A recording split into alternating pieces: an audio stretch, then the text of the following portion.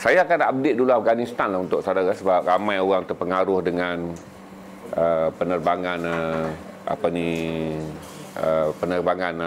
terbang Amerika, tentera Amerika yang keluar yang padat dengan penduduk Afghanistan yang melarikan diri. Jadi timbul persoalan, siapakah mereka yang melarikan diri?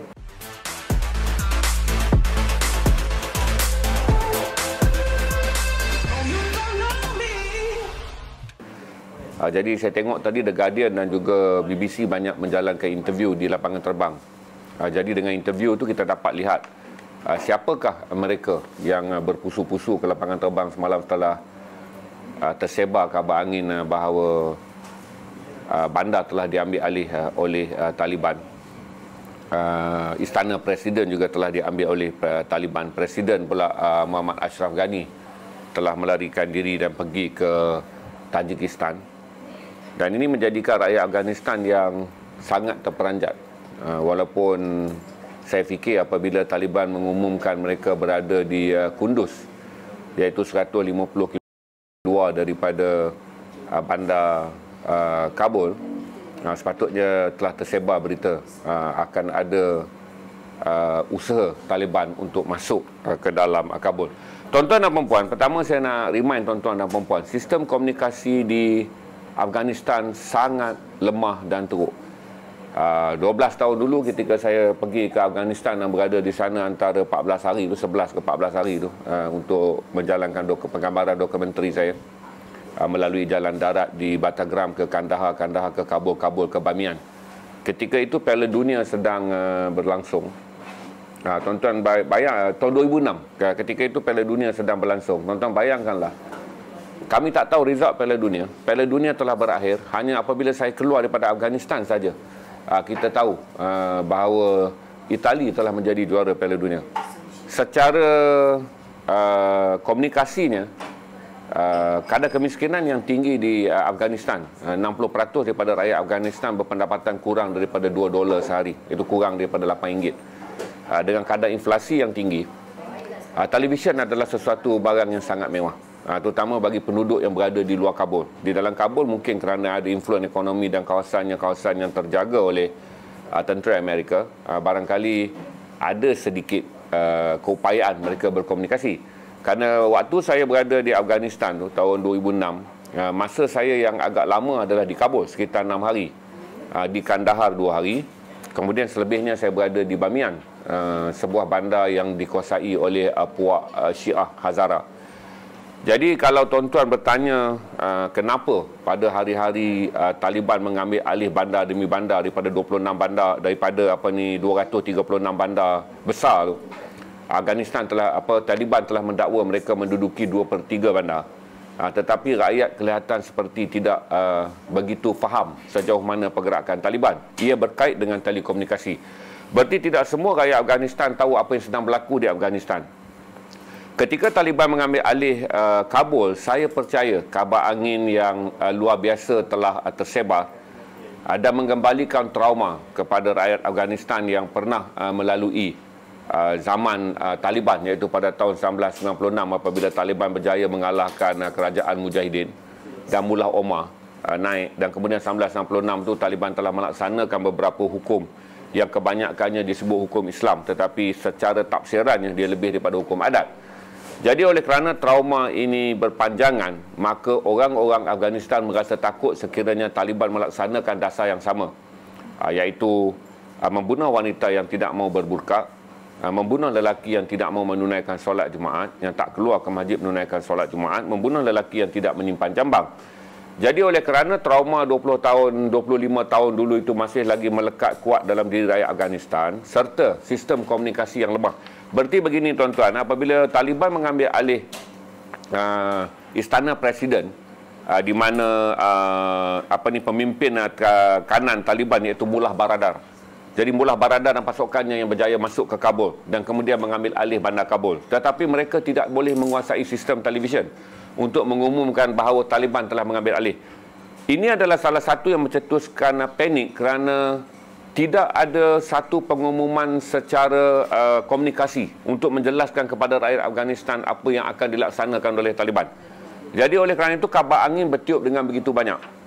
menjadikan rakyat berasa takut. Saya rasa yang bukan, kalau mengikut laporan The Guardian dan interview-interview yang disiarkan oleh BBC, kalau saudara baca, kebanyakan mereka yang melarikan diri adalah wanita yang inginkan pendidikan moden kerana mereka bimbang mereka tidak dibenarkan meneruskan pengajian ke universiti. Itulah gadis-gadis yang saya nampak banyak di airport semalam melarikan diri adalah pelajar-pelajar wanita di Universiti Kabul yang menerima kabar angin bahawa kemungkinan wanita tidak akan dibenarkan melanjutkan pelajaran kerana dasar Taliban pada tahun 1966 memang mengharamkan wanita untuk untuk bersekolah. Kemudian kebanyakan wanita-wanita ini adalah mereka yang hanya mengenakan tudung biasa, tidak berbuka. Jadi mereka merasa ini adalah satu ancaman kerana sekian lama mereka hidup dalam orang kata keselesaan mengamalkan ajaran Islam di bawah Presiden Ashraf Ghani dan sebelum ini adalah Hamid Karzai. Yang asasnya tetapi tidak perlu dipaksa memakai burqa, maka mereka takut dan mereka pergi berlari ke lapangan terbang kerana kononnya ada penerbangan yang akan membawa mereka ke Amerika Syarikat. Sedangkan penerbangan yang disediakan tu, jet yang saudara lihat terbang semalam yang menimbulkan kontroversi kerana 2 orang jatuh tu adalah untuk mengeluarkan rakyat Amerika dan sekutunya yang terperangkap di Afghanistan. Jadi kalau saudara tengok ini sama saja macam tahun 71 hingga tahun 75 apabila Amerika mengumumkan mereka akan berundur daripada Saigon di Vietnam. Ini juga berlaku di mana kalau saudara lihat semalam profil, saya yakin mereka yang melarikan diri adalah tentera yang telah pun melepaskan senjata dan menanggalkan uniform.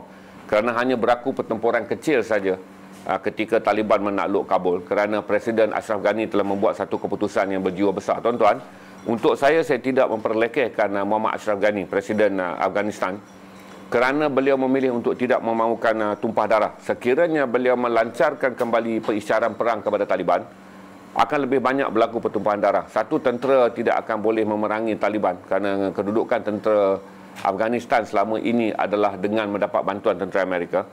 Yang kedua adalah sekiranya perang pertempuran berlaku dalam bandar, lebih banyak kemusnahan kemudahan dan lebih banyak kemusnahan nyawa akan berlaku. Jadi Muhammad Ashraf Ghani, saya fikir dia berjiwa besar. Dia terbang dan pergi ke Tajik dan kemudiannya menyebabkan tentera Afghan tidak menerima arahan daripada kerajaan untuk pertempuran. Maka ramai yang menanggalkan uniform dan meletakkan senjata. Ini yang menyebabkan mereka yang selama ini akan beranggapan bahawa kerana mereka pernah menjadi tentera yang bersama dengan Amerika berperang melawan Taliban, mereka yang berada dalam sektor perkhidmatan kerajaan yang selama ini bekerja dengan kerajaan Taliban yang disokong oleh Amerika, mereka yang berada dalam sektor perundangan yang selama ini menangkap, menghukum dan mengurung pejuang-pejuang Taliban, mereka yang bekerja jabatan penjara dan apa saja. Jadi saudara boleh bayang yang nak melarikan diri adalah orang yang berada dalam circle yang mempunyai hubungan dengan kerajaan semasa, iaitu kerajaan Ashraf Ghani, dan kemudiannya dianggap sebagai orang yang berkolaborasi dengan tentera Amerika. Ini yang menyebabkan mereka lari ke lapangan terbang kerana mereka menganggap mereka adalah sasaran mudah yang akan dibunuh oleh pejuang Taliban. Itu.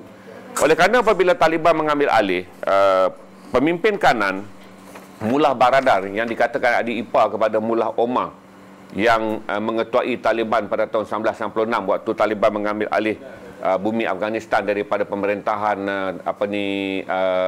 kerajaan campuran mujahidin.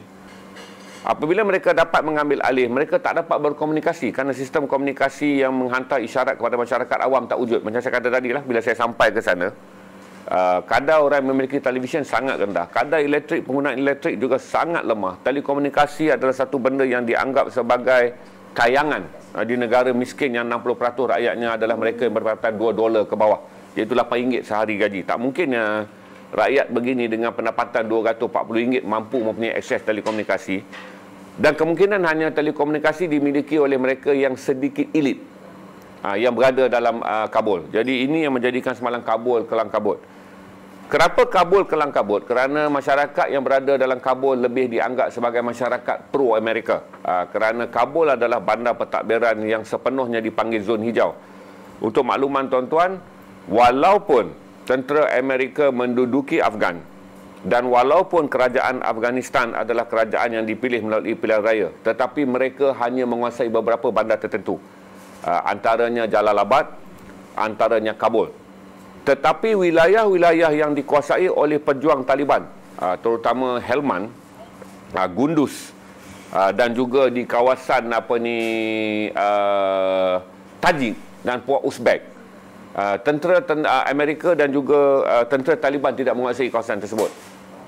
Tentera Amerika dan tentera Afghanistan tidak menguasai kawasan tersebut. Jadi itu yang saya fikir mencetuskan keadaan kekacauan di lapangan terbang. Walaupun kalau kita tengok dalam ucapan Mullah Baradar semalam, beliau memberi jaminan bahawa walaupun berlaku pergulingan kerajaan, tetapi beliau berkata peralihan kuasa akan berlaku secara aman dan memberi jaminan Taliban tidak akan menjejaskan keselamatan rakyat.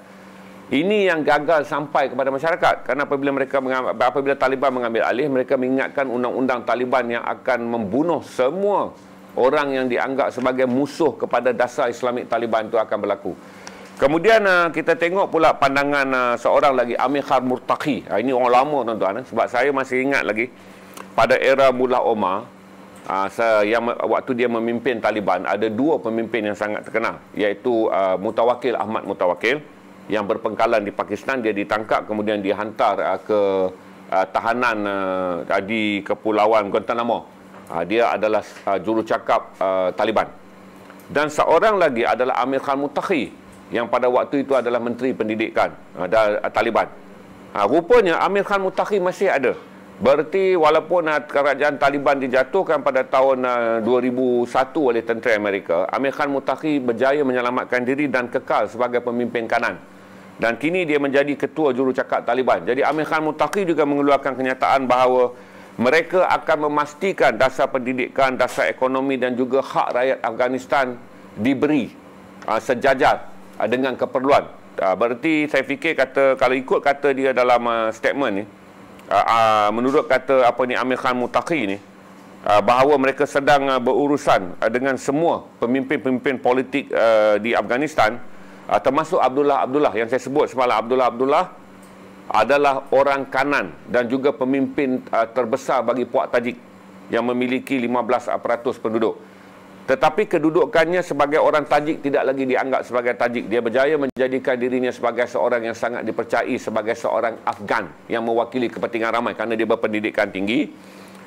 Dan ketika kerajaan dia berada dalam masa kerajaan rejim Mujahidin, kemudian dia menghilang ketika Taliban berkuasa, dan apabila apabila tentera Amerika masuk, dia dibawa balik.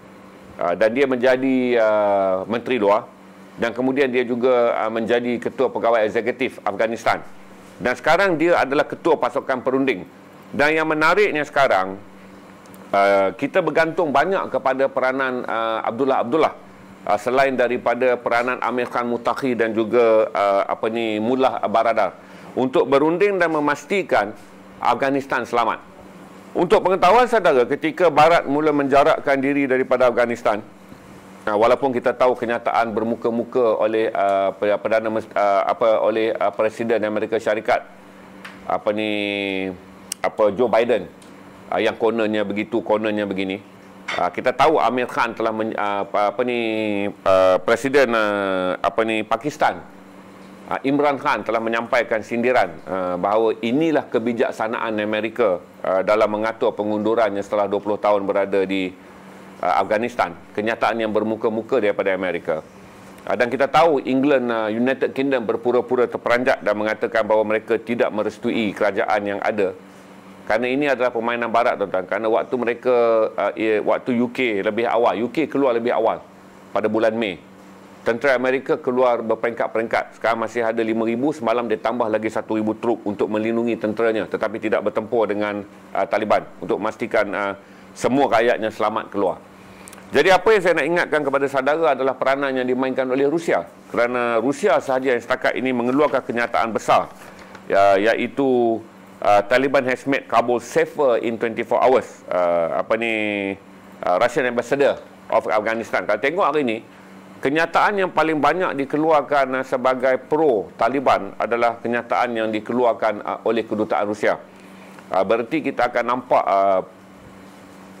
player-player utama dalam politik Afghanistan pasca pengunduran Amerika dan Sekutu Baratnya adalah Satu adalah Abdullah sebagai seorang yang tidak berada dalam kerajaan tapi berpengaruh dan dihormati oleh Taliban.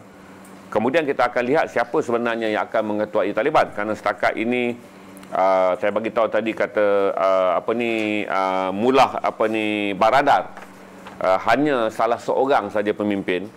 Kemudian Amir Khan Muttaqi juga tidak dapat mengumumkan siapa sebenarnya yang sekarang ni mengetuai Taliban. Taliban mempunyai majlis, tuan-tuan. Kalau berdasarkan pemerintahan mereka dahulu, mereka adalah kerajaan yang berasaskan majlis syura, di mana pemimpin-pemimpin puak bersidang. Dia tidak mengamalkan dasar pilihan raya. Mereka tidak mengimbangkan dasar pemilihan pemimpin. Dia adalah syura, dan syuranya biasanya adalah daripada walot-walot yang mengetuai suku-suku yang tersendiri. Saya lupa ada istilah tu, dia panggil majlis tu, saya lupa bunyinya dalam bahasa Afgan tu, saya lupa nama majlis tu. Jadi kita menanti apa yang paling cepat berlaku dalam tempoh 24 jam. Dan saya fikir kata sekiranya sistem komunikasi di Afghanistan bagus, rakyat tidak panik dan peristiwa lari beramai-ramai semalam tidak berlaku. Kerana ramai yang melarikan diri adalah mereka yang menganggap mereka penduduk Kabul yang mesra Amerika, mereka penduduk Kabul yang pernah berjuang menentang Taliban. Mereka akan dimangsakan oleh Taliban. Manakala wanita-wanita yang berpendidikan tinggi berada di universiti akan mengatakan bahawa Taliban akan mengamalkan dasar konservatifnya, iaitu mengharamkan wanita hadir di sekolah. Jadi ramai pelajar-pelajar universiti pergi ke lapangan terbang dengan harapan mereka dapat terbang meninggalkan tanah air untuk memenuhi cita-cita mereka terhadap pendidikan. Jadi saya jelas tu untuk saudara faham, berdasarkan pengalaman saya, bahawa rakyat berada dalam keadaan tidak tahu apa-apa kerana sistem komunikasi di Afghanistan selangat perlahan. Hingga sekarang pun saya fikir kata untuk sistem komunikasi sampai kepada 30 juta lebih, 32 juta. Mereka mempunyai penduduk yang hampir sama dengan Malaysia. Untuk semua informasi sampai kepada rakyat Afghanistan sekarang, saya fikir adalah satu yang memakan masa yang panjang. Terutama mereka yang berada di Quetta, mereka pun mungkin belum tahu apa yang berlaku di Kabul. Bagi mereka yang berada yang lebih jauh di pedalaman, terutama yang berada di Bamiyan, mungkin mereka pun tak tahu apa yang sedang berlaku di Kabul. Di Jalalabad mungkin mudah kerana ada highway, berarti maklumat mungkin cepat sampai. Jadi itu saya update saudara kata untuk saudara faham, sebab persoalan timbul siapakah mereka yang berada begitu beramai-ramai di lapangan terbang. Saya yakin bahawa kalau tengok daripada profil gambar, kebanyakan muda, kebanyakan tidak menyimpan jambang panjang. Berarti mereka adalah orang yang menukar pakaian kepada kurta tradisional postu atau pakaian tradisional Afghanistan adalah tentera. Kalau kita tengok facing ni, mereka tidak menyimpan jambang. Edges mereka adalah 30-an ke 40-an. Berarti mereka adalah orang-orang kanan dalam perkhidmatan tentera, orang kanan dalam perkhidmatan perundangan mahkamah, perkhidmatan awam yang disokong oleh tentera Amerika, gaji yang dibayar oleh tentera Amerika yang menyokong kerajaan demokrasi pimpinan Ashraf Ghani. Dan pertama, untuk saya secara peribadi, dan saya advise pada anda, kita akan lihat bagaimana Rusia kemungkinan akan menjadi kembali kingmaker untuk membantu Afghanistan. Ini adalah satu perkara yang saya fikir agak bahaya, kerana Rusia akan mempunyai niat, kerana mereka telah memiliki Iran sebagai sekutu. Kemungkinan Rusia akan menggunakan sikap bermuka-muka dia sekarang ketika rakyat Afghanistan dan masyarakat Islam di seluruh dunia marah dengan dasar yang dilaksanakan oleh Amerika dan sekutunya yang meninggalkan Afghanistan secara tiba-tiba. Rusia mula masuk jarum. Kelihatan mesra Afghanistan, cuba menyatakan pada masyarakat dunia bahawa Taliban adalah bukan kerajaan seperti yang dibayangkan Taliban 1996 hingga 2001.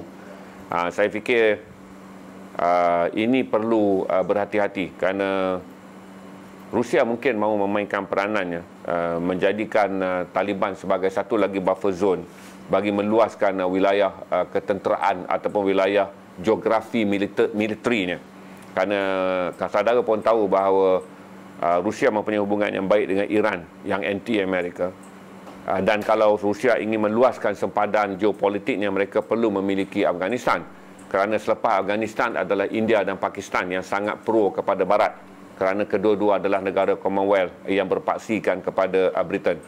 Jadi ini yang membuatkan saya fikir, tapi tak ada pilihan. Kalau seorang yang berada dalam Taliban pun kemungkinan kita memerlukan seorang sekutu yang boleh berkomunikasi dengan dunia antarabangsa, kerana Taliban tak mempunyai network dalam dunia antarabangsa, kerana network Afghanistan selama ini adalah di bawah network yang dibikin oleh kerajaannya yang dikuasai oleh Ashraf Ghani. Jadi apabila kalaulah Taliban kembali dan menyatakan ini adalah pemimpin dan pemimpin mereka, agak sukar mereka nak berkomunikasi dengan masyarakat dunia. Apatah lagi saya fikir selepas ini, setelah UK menjadi negara pertama mengumumkan tidak mengiktiraf kerajaan Afghanistan, saya fikir Amerika juga akan mengumumkannya dan kemudian ramai lagi. Tapi saya fikir adalah baik untuk negara-negara Islam tidak memulaukan Afghanistan. Saya berharap benar OIC Malaysia besok kalau dah stabil. Saya tunggu saja pertama kenyataan-kenyataan daripada negara Islam yang lebih berpengaruh, Turki. Kita tunggu kenyataan daripada negara-negara Teluk.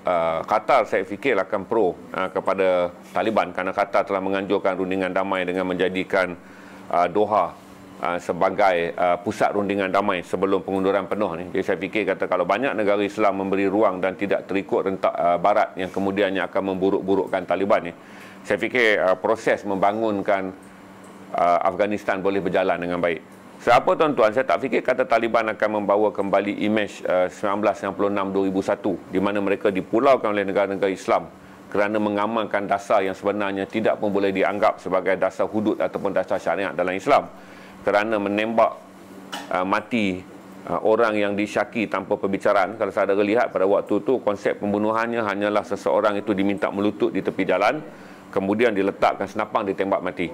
Jadi mereka yang ditembak mati ini termasuklah lelaki yang tidak menyimpan jambang. Jadi itu kalau saudara lihat kembali foto-foto di lapangan terbang adalah foto-foto lelaki yang tidak berjambang. Satu, saya yakin kata mereka ini adalah orang yang berkhidmat dengan tentera, kerana perkhidmatan dalam tentera di Afghanistan tidak membenarkan penggunaan jambang.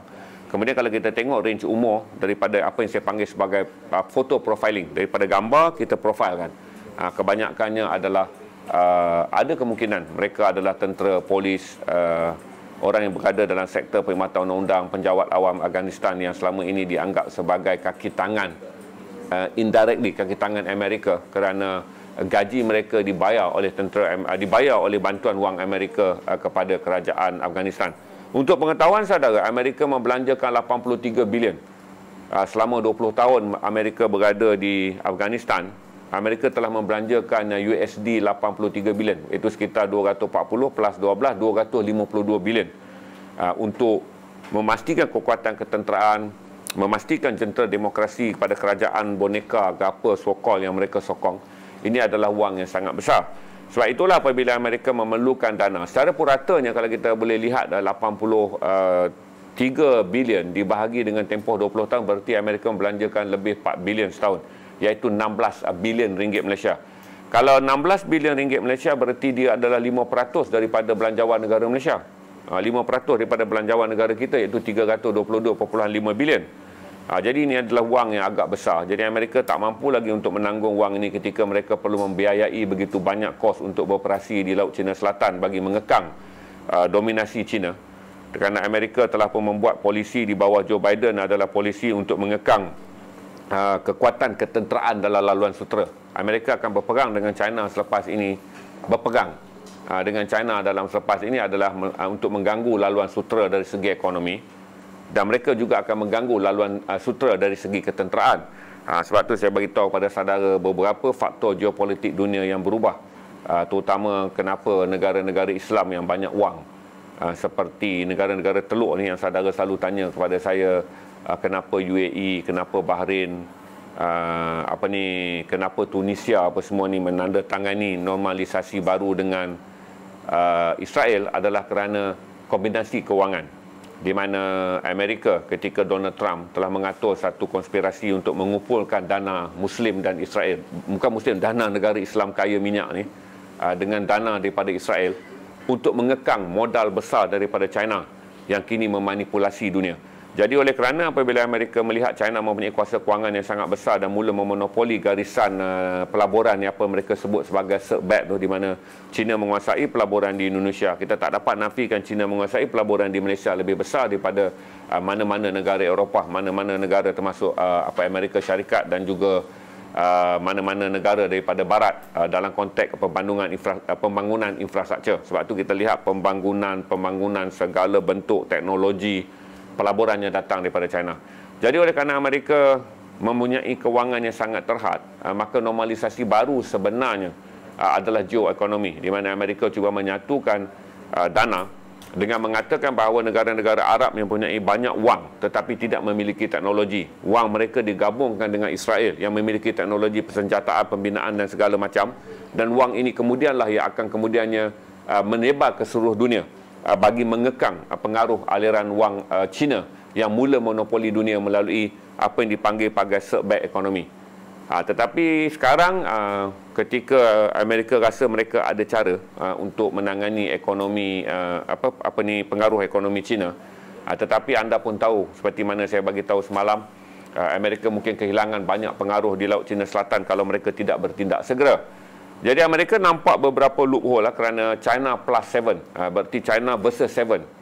Untuk Kepulauan Spratly itu saja, China telah melalui tuntutan bertindih dengan 7 negara yang lain termasuk Malaysia. Tetapi ketegangan yang paling ketara adalah antara China, Vietnam dan juga Filipin.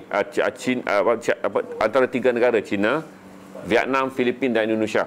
Berarti ada keupayaan walaupun Amerika tak mungkin cuba mempengaruhi Malaysia kerana Malaysia kelihatan lebih neutral dan mahu menjaga hubungan diplomatiknya dengan China kerana China adalah rakan niaga yang terbesar untuk Malaysia sekarang. Dan Malaysia pun kelihatannya tidaklah begitu ekstrim hingga ke peringkat perlu menggadaikan hubungan geoekonomi dan geopolitik dalam mendapatkan Kepulauan Spratly. Berarti saya rasa Amerika akan nampak mereka perlu melabur banyak untuk memenangi hati Indonesia, terutama Indonesia mahu menggunakan sempadan Laut Cina Selatan tidak kepada sempadan yang ditentukan oleh China, tetapi sempadan yang ditentukan dengan pendudukan Pulau Natuna. Kalau saudara tengok map tu, saudara nampak Pulau Natuna tu, di mana kalau kita nak terbang kita kena lalu melalui Mersing dan sedikit laluan udara di Terengganu tu. Indonesia mahu hak perairan antarabangsa dia diukur daripada Pulau Natuna kerana itu adalah tanah air merdeka Indonesia yang terhujung sekali. Jadi Indonesia juga kalaulah diukur itu, berarti China tidak boleh bergerak sebebas-bebasnya di Laut Cina Selatan sekiranya Natuna digazet oleh mahkamah mahkamah antarabangsa sebagai wilayah milik Indonesia. Malah Indonesia menyatakan cita-citanya yang sangat besar untuk menamakan kawasan laut tersebut tidak lagi dalam peta dunia sebagai Laut Cina Selatan, tetapi bahagian yang mana telah masuk ke dalam perairan Indonesia akan dinamakan sebagai Lautan Natuna. Itulah tuan-tuan, untuk tuan-tuan faham isu mengenai Afghanistan dan senario baru. Berarti satu, saya berharap negara-negara Islam tidak menjatuhkan hukuman yang cepat kepada Taliban. Kalau saya hari-hari cuba bantu saudara lah untuk memberi gambaran. Saya tak perlu apa-apa tuan-tuan. Ini fact driven. Setakat ni saya bagi tahu fakta. Kalau saudara lihat video yang baru, askar-askar Taliban mula menunjukkan kemesraan dengan pergi ke taman permainan kereta elektrik. Yang kereta elektrik macam Genting Highland tu, berlanggar-langgar tu. Tentera Taliban bermain dengan kanak-kanak. Malah kanak-kanak wanita juga dibenarkan naik kereta. Saudara perlu, saya tak dapat nak share video tu. Saudara cari je video tu, perlu tengok. Di mana tentera Taliban walaupun bersenjata, mereka main kenderaan tu dengan gembira kerana mereka pun lama berperang, tuan-tuan, tak dapat bosan mereka main kereta langgar elektrik tu.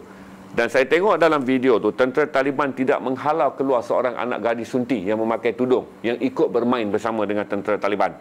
Satu. Yang kedua, kalau saudara tengok rundingan yang dibuat oleh satu foto yang keluar di Mazar-e-Sharif, di mana Mazar-e-Sharif salah satu lagi kubu kuat Taliban. Saya menulis lagu Mazar-e-Sharif, kita kena panggil Abang Said lah menyanyi. Waktu late ni saya banyak lagu-lagu Afghan yang saya kompos dengan Abang Said Amran. Salah satu adalah mengenai Ahmad Shah Massoud dan bandar Mazar-e-Sharif ni. Saya akan cuba dapatkan dia lah, kita malam kat satu hari saya stream Afghanistan. Kita akan menyanyi kembali kombinasi lagu-lagu yang saya tulis, yang sejarah politiknya mengambil kira Afghanistan sejak tahun 79 sampailah Afghanistan hingga tahun 2001. Di Mazar-e-Sharif, kalau saudara lihat pertemuan ketua-ketua puak berjalan dengan baik. Kalau saya tengok cara mereka memakai pakaian, mereka bukan datang daripada satu puak yang sama. Jadi rundingan yang dijalankan oleh Mazar-e-Sharif daripada puak-puak Taliban di bawah pokok, jadi orang duduk atas kursi plastik. Kalau saudara lihat gambar tu, saudara tahu mereka walaupun nampak serupa, kalau mata kita tajam, Kita tahu pakaian ini mewakili puak mana. Berarti rundingan pada tempat tersebut membabitkan lebih daripada 4 puak Taliban yang datang daripada puak yang berbeza. Dan kalau saudara lihat pula kedudukan dalam istana presiden ketika Mullah Baradar memberikan kenyataan akhbar, saudara dapat lihat imej yang digambarkan oleh Taliban adalah imej yang lebih sederhana. Malah hari ini Taliban telah memberitahu rakyat boleh melangsungkan kehidupan harian seperti biasa. Hari ini Taliban dah bagi tahu tiada sebarang undang-undang baru, tiada sebarang curfew, tiada sebarang arahan baru dikeluarkan. Yang Taliban keluarkan adalah arahan hidup seperti biasa. Berarti untuk mengurangkan tekanan, tidak terus dikeluarkan bahawa apa-apa, kecuali mereka akan menamakannya sebagai sebuah Emirah Islam Afghanistan. Itu saja yang mereka nak namakan. Sebuah wilayah Emirah Islam Afghanistan. Okey? Tetapi setakat ini kerajaan Afghanistan dia tak sama seperti mana ketika Taliban mengambil alih pada tahun 1996, di mana dia terus melancarkan undang-undang Islam yang memberikan panik kepada negara-negara bukan Islam, dan panik juga pada negara Islam. Kan kita pun tak mau menyokong undang-undang di mana wanita yang tak mau memakai burqa dibunuh, lelaki yang tidak menyimpan jambang dibunuh, lelaki yang tidak menunaikan solat Jumaat juga dibunuh. Dan dia dibunuh tanpa perbicaraan. Sebab tu saudara tengok foto-foto yang tersebar luas bagi kumpulan anti-Taliban. Mereka menyebarkan semula foto-foto 96 di mana ramai orang ditembak dengan diikat tangan dia, ditekuk muka dia dengan gundi, kemudian dia tembak mati di tepi-tepi jalan. Saya tak fikir kata sekarang Taliban, walaupun saya terperanjat kerana bahukah saya tahu kata salah seorang yang saya memberi perhatian yang sangat besar ketika dia menjadi Menteri Pendidikan. Begini tuan-tuan, saya seorang pengagum Ahmad Shah Massoud. Dia adalah pemimpin Tajik. Satu adalah kerana bila berpegang dengan Rusia, Tajik tak pernah dijajah oleh Rusia. Kemudian ada sebuah dokumentari yang dihasilkan oleh seorang wartawan barat yang berjaya masuk mewawancara Ahmad Shah Massoud. Satu, kerana saya suka adalah dia adalah seorang guru. Ahmad Shah Massoud tidak mempunyai pengalaman perang. Dia seorang penyair. Itu yang selalu saya minat tu, kerana dia seorang penyair ahli bahasa.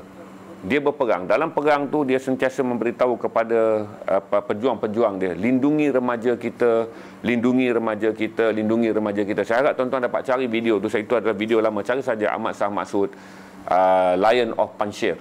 Kerana wilayah Tajik yang dia kawal tu namanya adalah Panjshir. Cari saja Ahmad Shah Massoud, Lion of Panjshir. Kerana itu dokumentari yang sangat popular. Jadi apabila Ahmad Shah Massoud menjadi Menteri Pendidikan di bawah kerajaan Mujahidin, dan kemudian kerajaan tu tak workable lah. Tapi Ahmad Shah Massoud dilihat sebagai yang paling diplomatik. Kerana kerajaan Mujahidin jatuh bukan kerana Ahmad Shah Massoud. Kerajaan Mujahidin jatuh adalah kerana pertembungan Gabuddin Hemitiar dan juga Burhanuddin Rabbani. Kerana Gabuddin mengatakan puak postu adalah 40%, dia patut menjadi presiden. Gabuddin Hemitiar pula berpegang kepada Kabul adalah milik puak mereka, maka mereka harus menjadi presiden. Jadi krisis ini menyebabkan dia old and dangerous juga lah tuan-tuan. Masalah di mana-mana ni old and dangerous ni.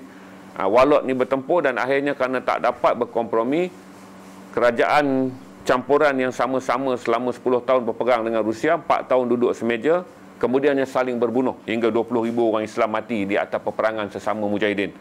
Jadi saya bagi tahu kata Ahmad Shah Massoud tadi mempunyai seorang anak didik bernama Abdullah. Dia tidak dilahirkan di Panjshir.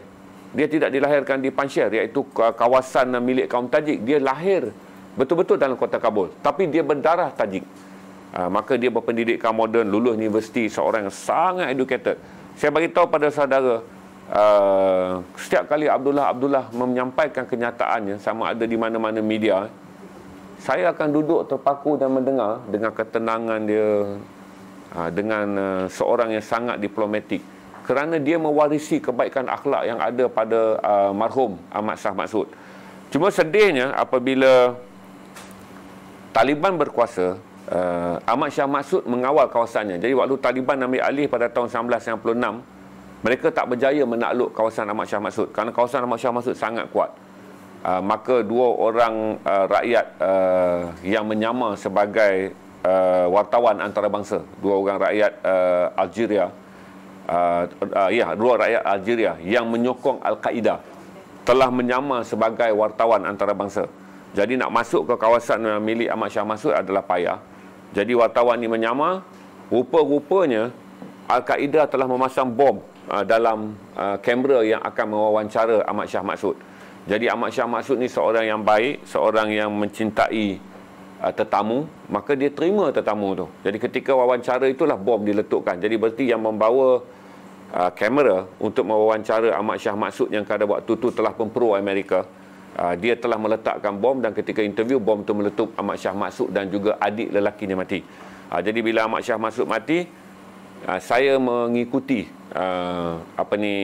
Abdullah, seorang yang Tajik yang tidak dibesarkan di kampung halaman tapi dibesarkan di Turki, dan seorang lagi yang sekarang saya cari tapi katanya dia telah pun berada di Amerika, dipulihkan di Amerika, iaitu Mutawakkil Ahmad Mutawakkil.